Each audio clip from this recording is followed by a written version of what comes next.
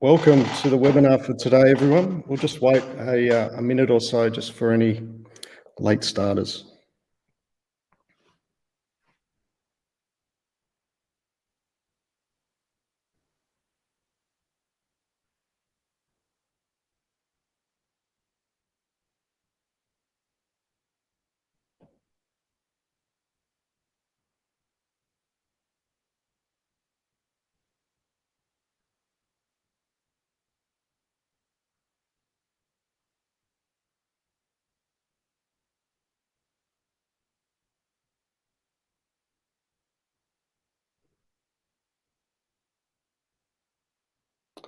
Well, welcome everyone. My name's Matt Dastoli. I'm the head of security at Fastnet Distribution.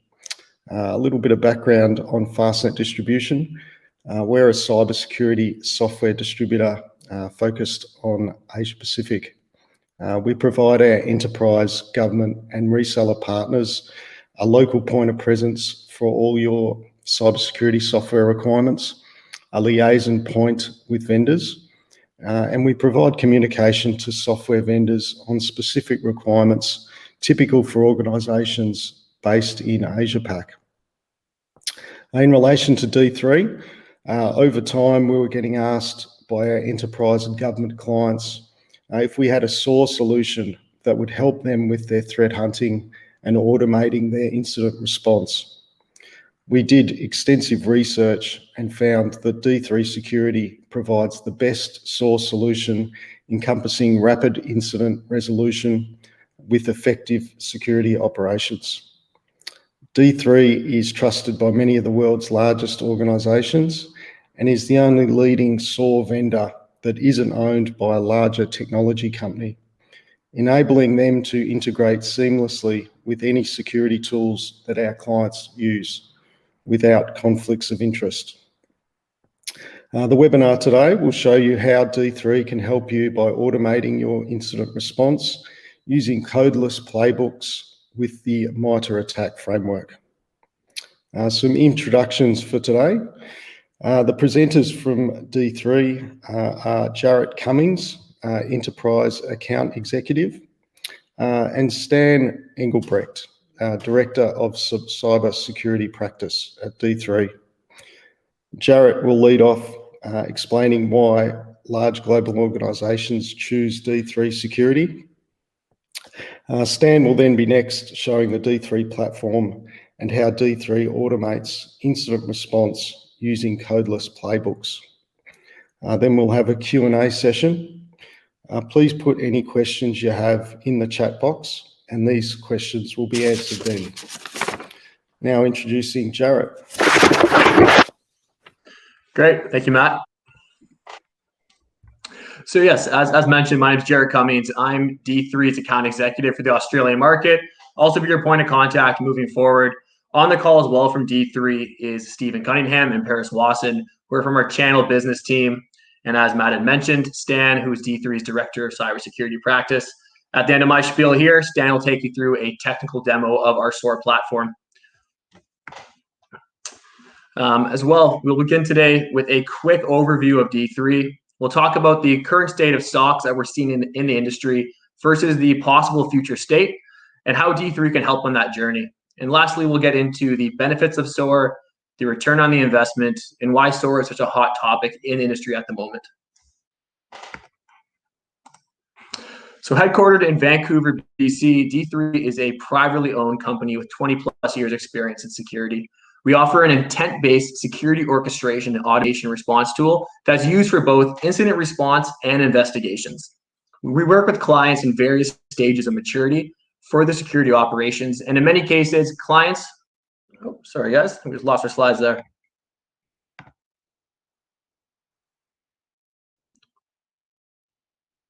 There we are.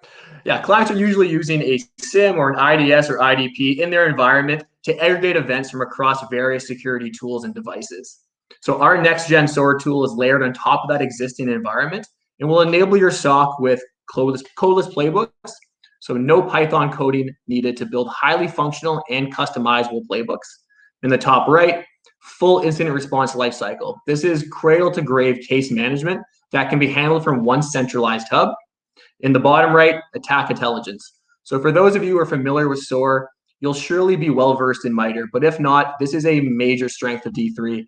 We're able to operationalize the MITRE framework to build playbooks around adversaries' tactics and techniques. And then last but not least, the support from CISP accredited security automation experts. So why SOAR? So I'm going to speak for us all here when I say that it's unanimously agreed upon that security teams are being bombarded with events on a daily basis. These constant bombardments, in combination with the use of many different tools, the constant training on these tools, new industry best practices, and that odd curveball that we see on a daily basis, it's exactly why many SOCs are bringing in a SOAR tool at the moment. So bringing in automation and orchestration into your environment, it allows you to be more effective with the resources that you have while simultaneously increasing the capabilities of your SOC. Additionally, automation and orchestration will protect your team against the loss of key personnel. And at the end of the day, this will all ultimately deliver on a return on your investment. But don't just take our word for it. All the industry leading analysts are talking about D3. I mean, take this bit here from a recent Gartner report, which speaks highly about our implementation of the MITRE ATT&CK framework and the value that it offers to our clients.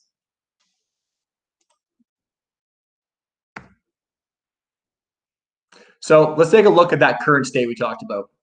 We know that analysts are being overloaded, and these alerts are constantly increasing. Every time you change a rule in your SIM or you add a new tool, you're adding more alerts to their workbench. So it's imperative that we bring in automation to handle the increase in volume.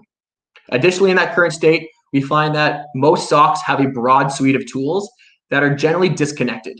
Running your SOC through a centralized hub where all these tools are integrated increases your effectiveness and efficiency of your teams, and that's done so by cutting down on the manual tasks of copying and pasting, and also offering you coverage through reporting. Next, talent shortage. I mean, it's undeniable that there's a talent shortage right now, and it's very difficult to find the level of talent that you need for your SOC. And when you do find that proper candidate, they're often being wasted by repetitive tasks and getting bogged down by the manual processes. And these manual processes are not only impossible to scale, but directly lead to the alert fatigue and ultimately leaves your organization open to errors and incidents. And then last but not least, no reports or KPIs. So again, if you can't report on it, it hasn't happened. When all of your tools are disconnected, you simply cannot build reports with them. So let's take a look at the future state and how we can get there.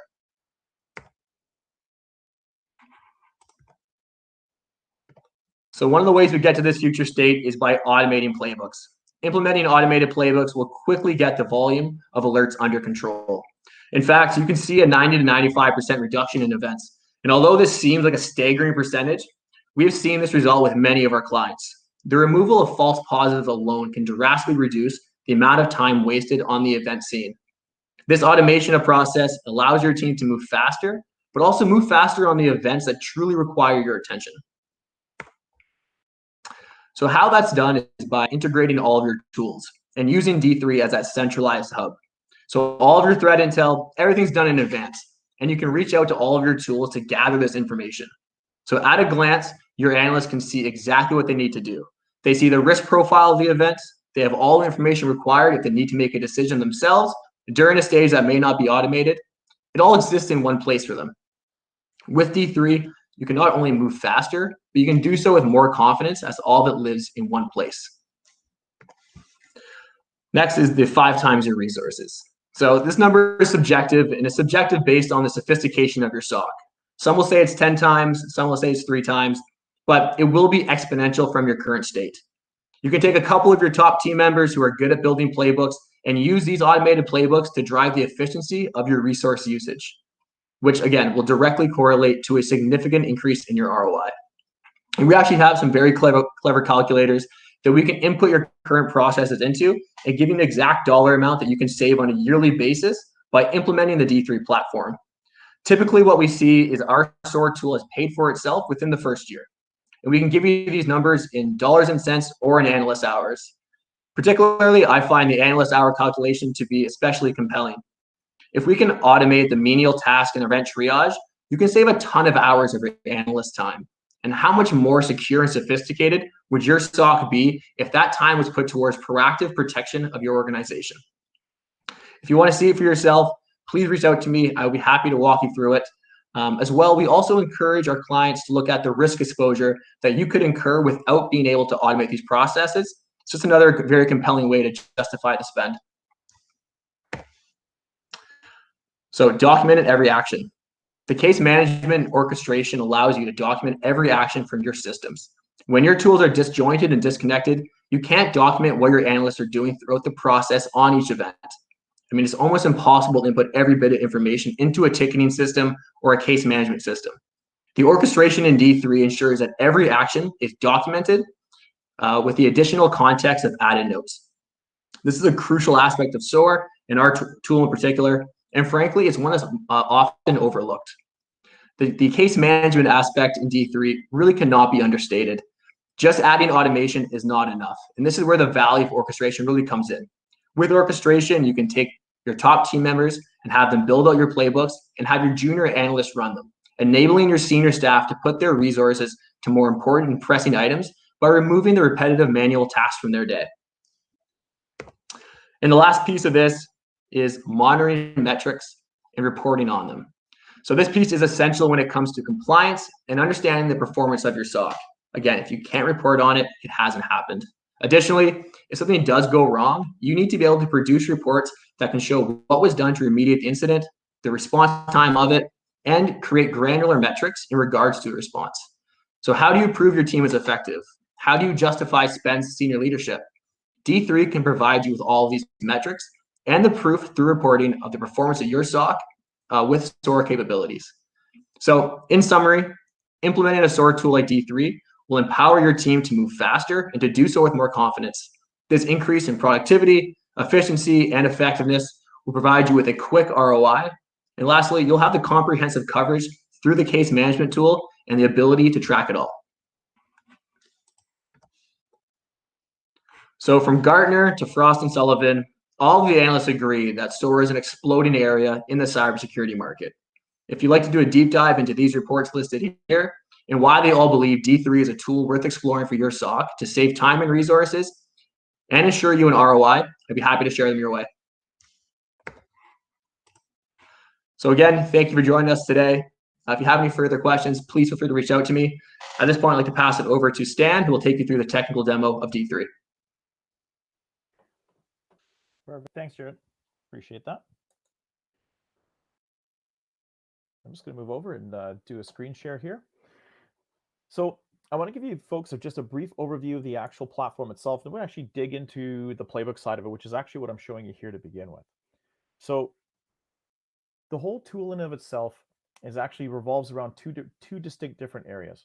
One that we consider the operational side of the platform, which essentially is where your analysts will live, work, do their items that they need to do on a day-to-day basis. That consists of the investigations dashboard, which really houses the case management aspect for the SOC. The monitor area, which is your embedded MITRE attack framework, which we'll get into, which is for your a lot for your tier 3 threat hunters, but as well for your tier 2s that are really monitoring different tool sets that are bringing in the TTP information as well as information that they may be gleaning from their own investigations. And your reporting and analytics. This is really your metrics, your KPIs, and different items there. That's housed within the reporting aspect of the tool itself. So those three areas really comprise the actual operational side of it. The configuration area here is really your admin portion of the tool. So this provides the ability to do things like a guided setup, which is to set the platform up and start up with your setup integrations. Your user management, this is your roles, your role-based access controls, what users have access to the tool, and what you want to restrict them from and what you want to give them access to. Application settings are more granular settings within the platform itself.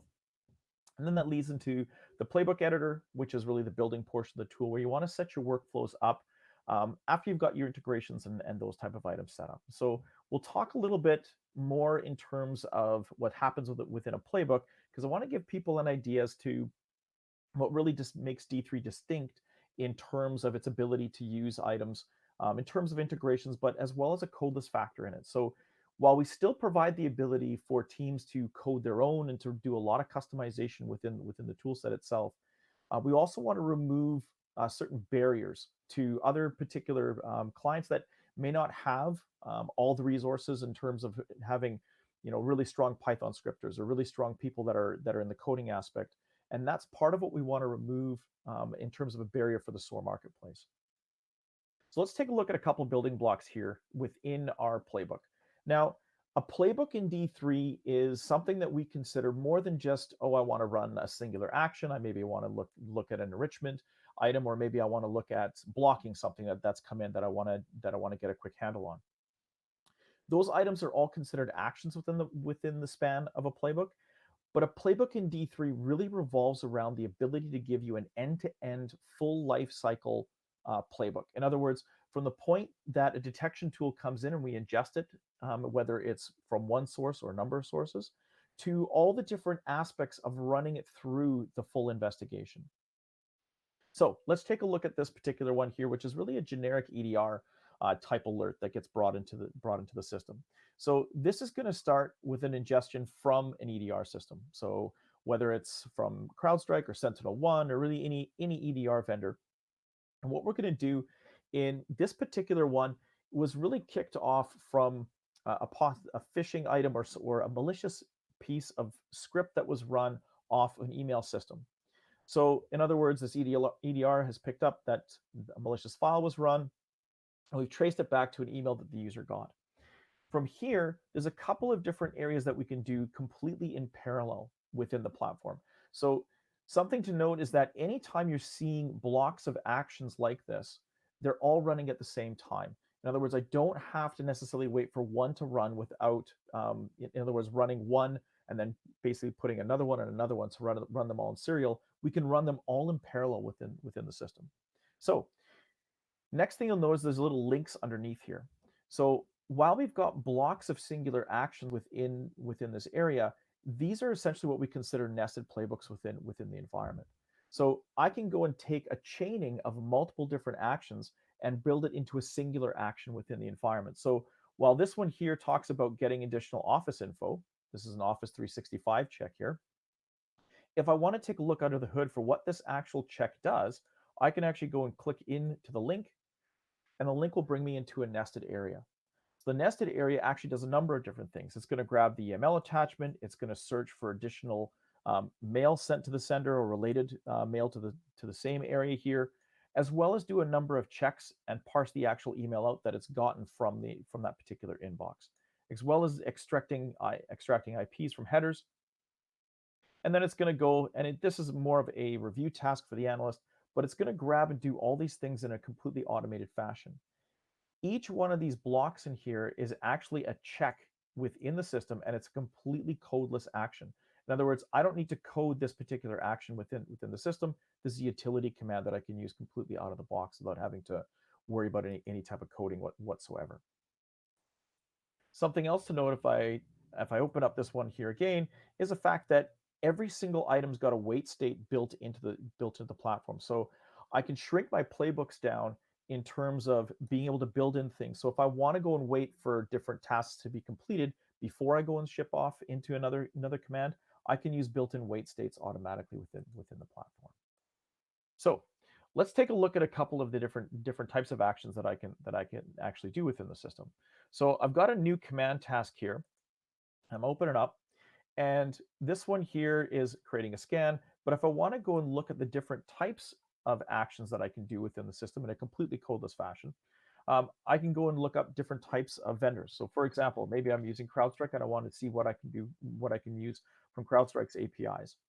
Each and every one of these items can be done completely in a codeless fashion. So why this is a big deal is that if I want to look at maybe isolating a host, for example, I can grab that particular action, I can select it. All I need to know is what my input for this particular item is, which will tend to be a host information, and then my connector into the environment. There's no coding involved in any of these types of actions. I simply need to know what the mapping is and where to bring in the host information into the environment. So from the ability to build a playbook from scratch, it allows you to actually use the actions that are pre-built without actually having to code them. We bring a lot of out-of-the-box playbooks in the environment to bear. Most of them are based off of NIST, but again, I can start a brand new playbook from scratch and build it out according to exactly what my processes and workflows are within the environment. A special note in terms of multi-tenancy within the tool set. Within D3, the concept of a site or a tenant is throughout the entire tool set. So if I want to use one playbook for one client and want to use another playbook for another client, I can split them out separately, all within different types of sites that I want to publish.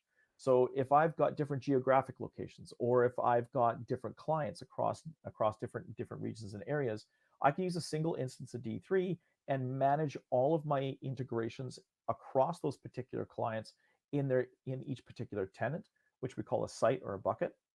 And with that, I can actually publish that into a singular site, or I can publish it across all sites. And this way, I've got really granular controls on how I want to maintain these particular playbooks across my environment. If I am a singular client and I've got multiple tiers of SOCs that are working within multiple different areas, I can also use sites to really control who's got access to what areas within a playbook, or different actions that I want to restrict across different tiers. So if I have my tier ones that are only responsible for maybe gathering threat intelligence information or automating those particular processes, I can keep them in one bucket, and I can move that. I can have my tier twos and my tier threes in other particular buckets that they may be doing their own things, that they got different access to different levels of tools within the environment. I'm only going to spend a little bit of time in here because we're fairly short on time frame for the demo, but I want to talk a little bit about a couple other structured areas here. So one is the staging task.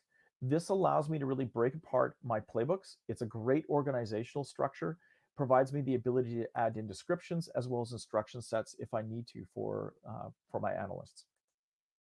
Rennie ran over the command task area, which is all the built-in the codeless integrations within the environment. My conditional tasks allow me to go and set up different types of conditions that can either be set to a manual area here. So in other words, if I come to a point in a triage stage that my analyst needs to make some choices, I can actually have this as a conditional task. They can make the choice, and then it can actually run different types of playbooks from there.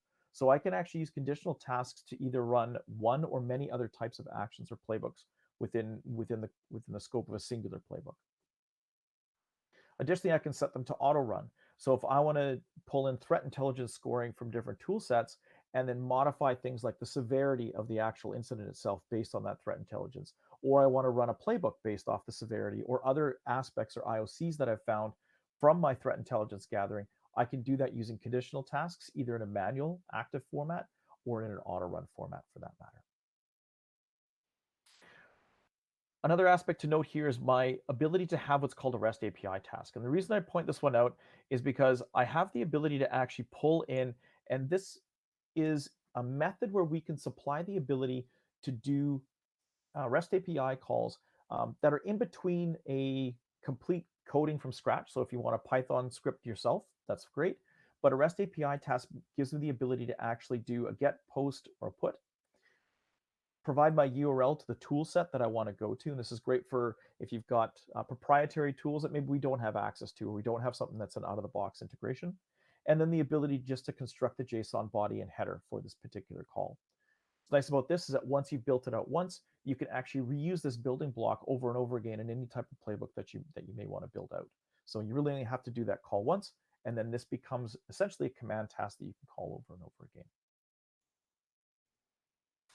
The other ones in here, SL8 task gives me the ability to set up different types of SLA timers, so that if I want to maybe run a timer from one stage to the other within the environment, it gives me the ability to set that and call those timers in those different areas where I may want to look at how long does it take to run through my detection analysis phase versus how long is it taking me to run through my container eradication phase.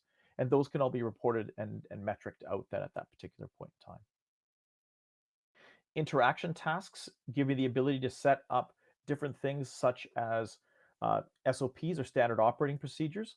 I have the ability to put in questions that may have to be answered, either short or long.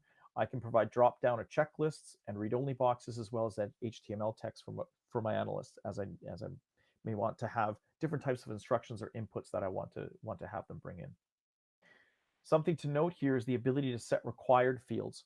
So if I want to set this task to be required, and I want to set certain pieces of information that an analyst has to fill in before the incident is closed out, I can do that in this aspect here as well. So I wanted to give an overview of how we build a playbook out, to give you a sense on the different styles and actions that can be done within the system. So now we're going to go into the operational side of the platform and take a look at how that actually comes through in practice. So I'm going to move over into the investigation dashboard here. And the investigation dashboard is split into a couple different areas. One is the event space. So I'll hop into here.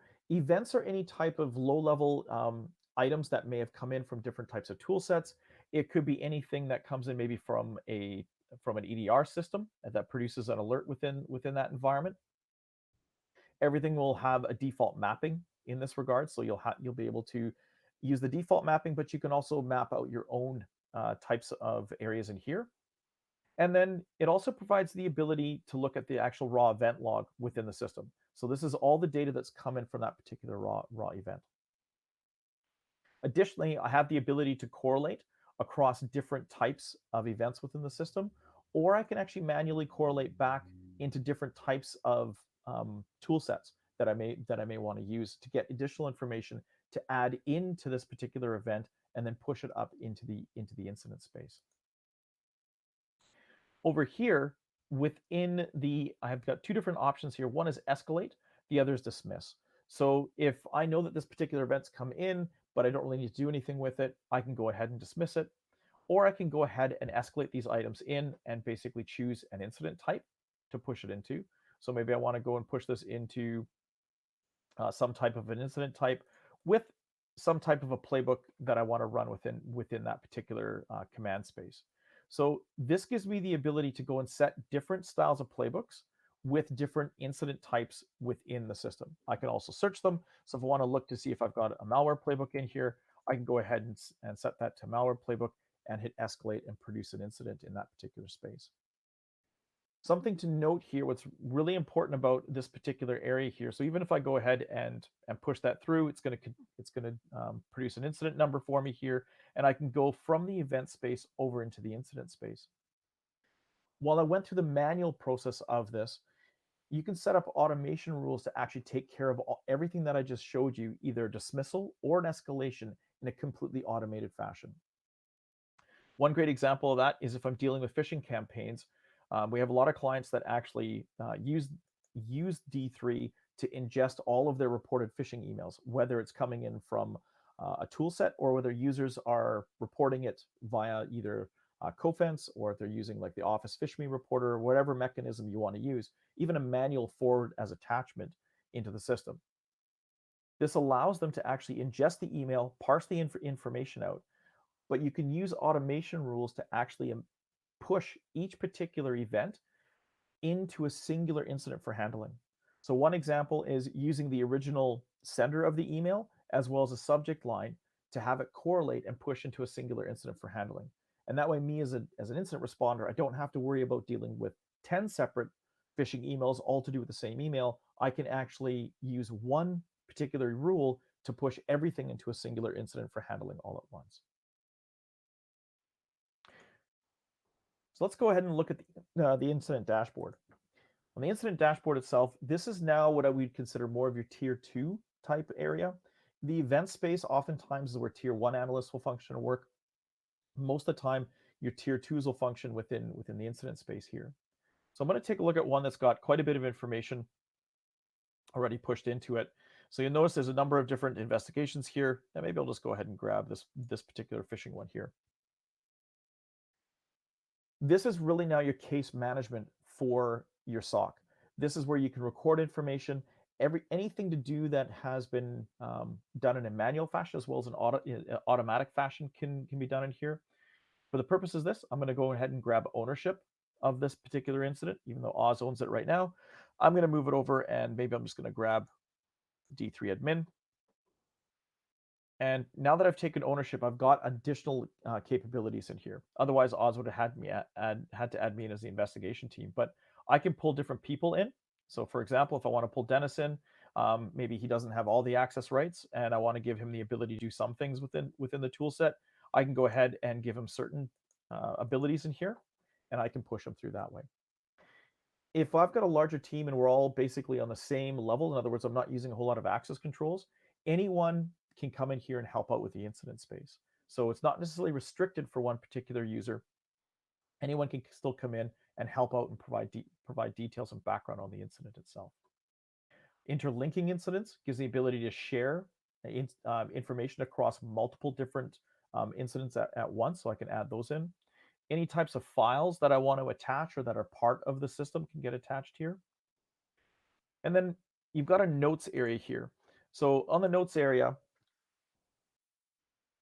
this gives me the ability to go ahead and your findings so far, for me to go ahead and populate this in a manual fashion. So this area here provides a time and date stamp feature, so it's audit trailed, gives me the ability to edit my own, but nobody else can touch this. So I can put my notes in knowing that, you know what, this is what I've done. Nobody can change it. Gives you a really quick and easy way to be able to do this. Further down underneath notes, I've got a number of different areas in here that has got information already filled in. Anything beneath here is what we call dynamic forms. So dynamic forms allows me to go and have different types of information that can either be filled in from different tool sets, or I can go ahead and fill in manually myself. So for an example of this, if I look at the detection analysis area in here, this is more of a checklist area, but understand that everything that's in here can be built out. It's a configurable area. It's a point and click and drop environment. And it gives the ability to bring any type of form data that I want into the system, whether it's going to be whether it's manually filled in, or whether I've got an automated area like this, which is part of the event details that gets populated in here from an actual playbook running. So let's take a look at a playbook itself. So within the system here, I've got a number of different areas here. There's 3 different playbooks that I've run. So let's go ahead and take a look at one of them here. So you'll notice here, first off, there's 62 items that are done. There's 2 items that are suggested. There's still 6 that are required. This one here got skipped. I can see that. But I can also see items that were run in parallel. So for example, my email authenticity check, which was done, I can take a look at it here. I can look at my results that have come back. And I can very quickly see what's been done within that particular command. Anything else that's been completed and done within this environment, you'll see here. So this one here has had a lot of work done on it. There's been some items that have been skipped, other items that have been pushed forward, but you can get a sense for the workflows that can be built out within the environment. Let's say, for example, that I've got additional items that I may want to do outside of a playbook in here. I can go ahead and grab an execute command, and I can actually run any type of a command that I may want to. So sticking with that CrowdStrike command, for example, I can look up the particular vendor or the action that I want to do. I can go ahead and grab that particular action. I can grab the connector, which is how we interact with the different items, and then I just have to supply my host information at that point. So I'm not restricted to those particular items that are built out within a workflow. If I'm given access to the commands and on the role-based side of it, I can actually use the integrations. I can actually use any type of an integration that's predefined in the system in a completely codeless fashion. I don't have to go back to that particular tool set to actually use it. Another area where that crosses over into is the artifact area. So artifacts are anything that are part of the system here. And maybe I wanted to do something, for example, this particular item, which is part of the event space here, I can go ahead and do an action based on that particular item.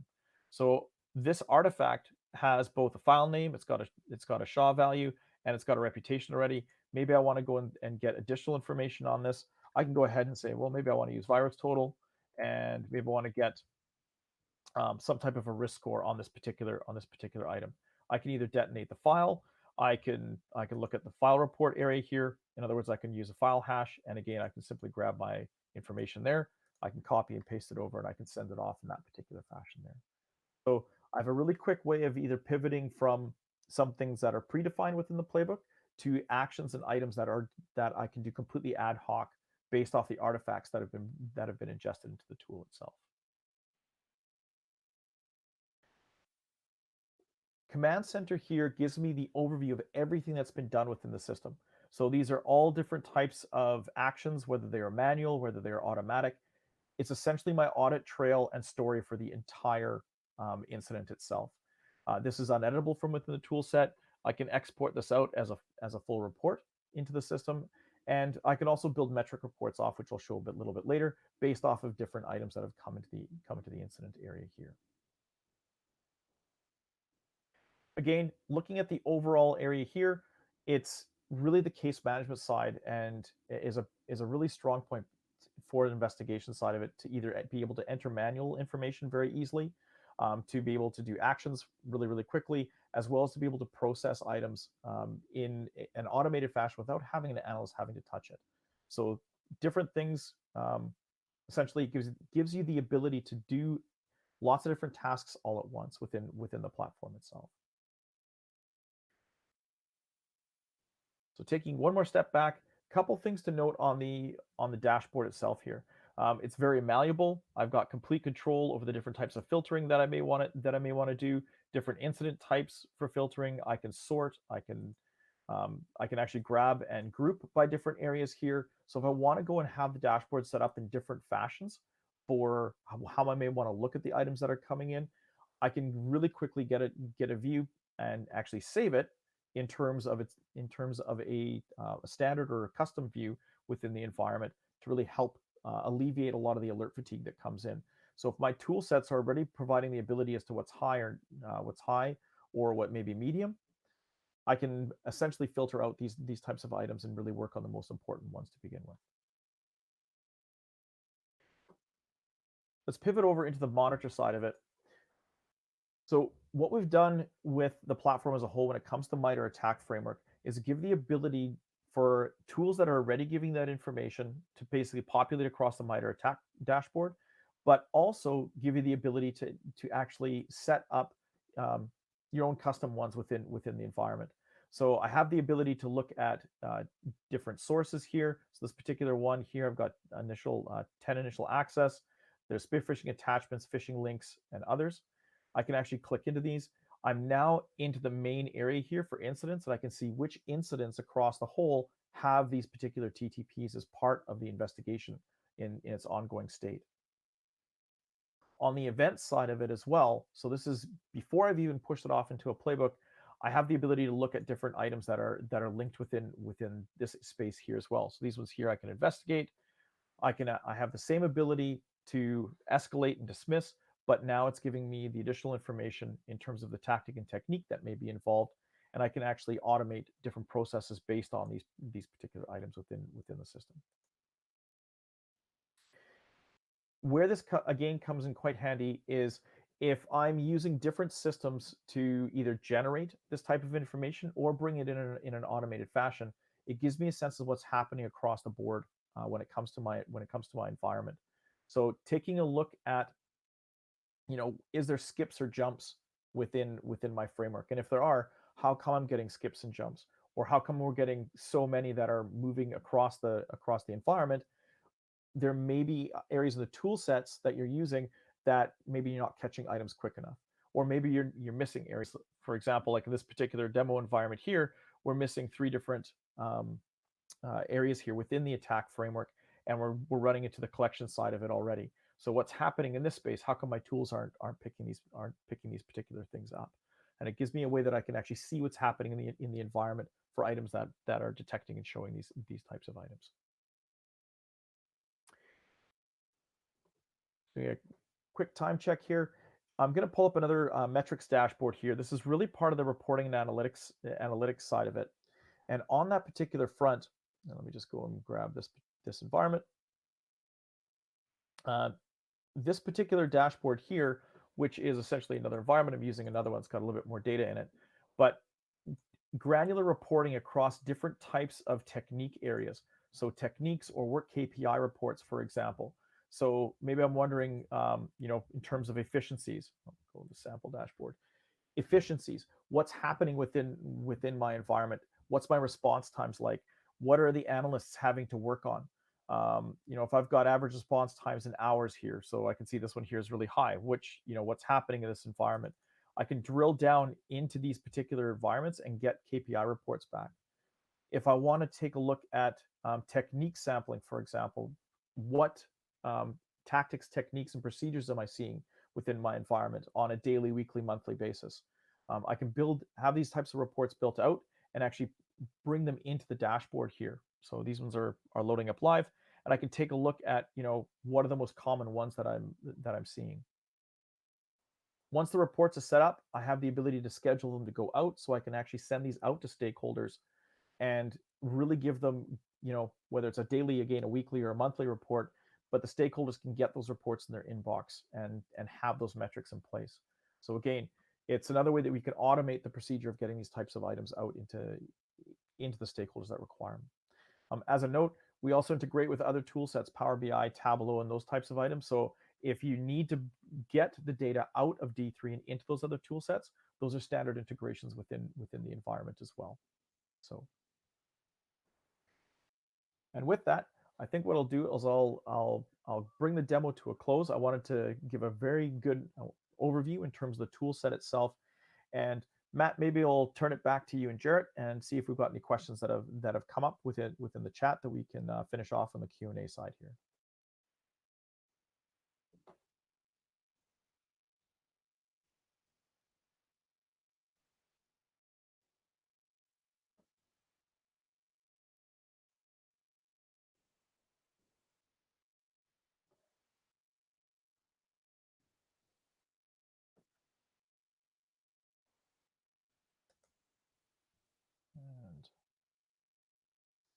And maybe my other presenters are on mute at this particular moment in time. So I've been intaking some questions here, Stan. One of the questions, one that we hear quite a bit, is what SIMs do you integrate with?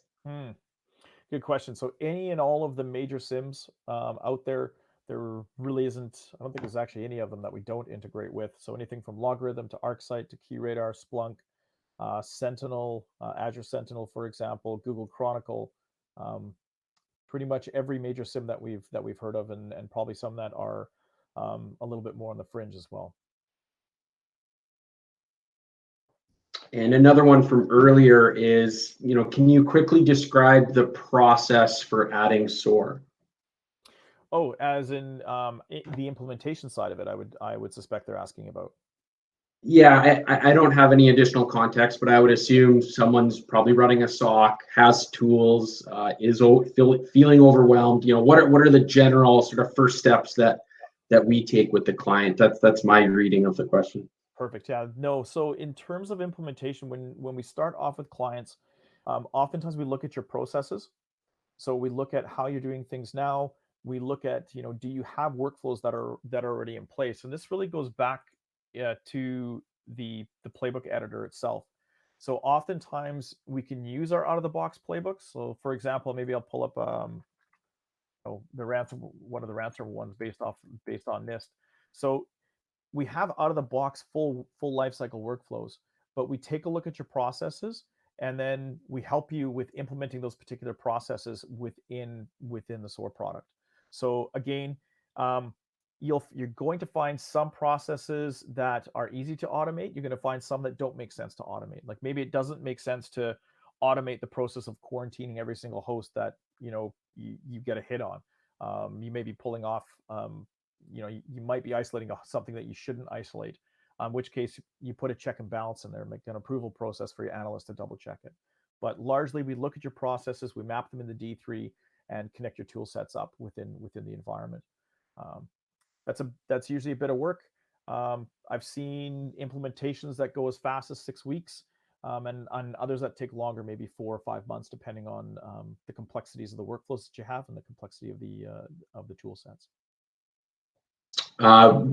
Another question actually talked about, so there's 2 questions that asked about on-premises and SaaS. If you can just talk a little bit about our availability, that'd be great. Yeah, so the tool can be deployed in either format. So it can be run in a cloud or it can be run in an on-premise environment. D3 tends to host in Azure cloud, but we have clients that host in their own cloud. So there's no difference in functionality in terms of how you want to host the platform. pretty much any type of an architecture in that side of it will work just fine. There's one more question. How do you build playbooks that have tool automations along with manual actions? And the example here was an approval in brackets. Yeah, good question. So a couple different ways that we can do approvals. So we have one client that's actually doing an approval based on a Teams integration. So in other words, it actually will send the approval request through to Teams. The other option is using something like an email approval request in that regard. So for example, this one here will allow me to set like a reply mode within the system. So if I require a reply within the environment, or require an approval actually, in that particular email, it's going to actually send that notification out to whoever is in that particular list. That's one way of doing it. You can actually build approval requests directly into the platform by assigning the task to a user. So in other words, I can go and push this through an approval request, say for example, through a conditional task. So my conditional task can be the actual item that gets assigned to an analyst in here. So I can assign to an investigator, like a group of people. I can assign it to a role. For example, maybe there is a tier 2 role that has to do that particular request.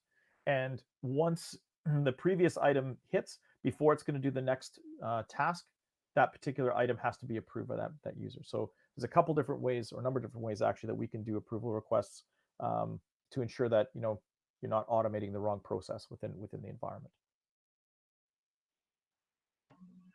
Okay, I believe that's it for questions at the moment, and being conscious of the time at the moment. So if you have any further questions, please feel free to reach out to us. Happy to field any of those at another time. We appreciate you taking the time with us today, and we look forward to speaking with you very soon. Okay, thanks everyone.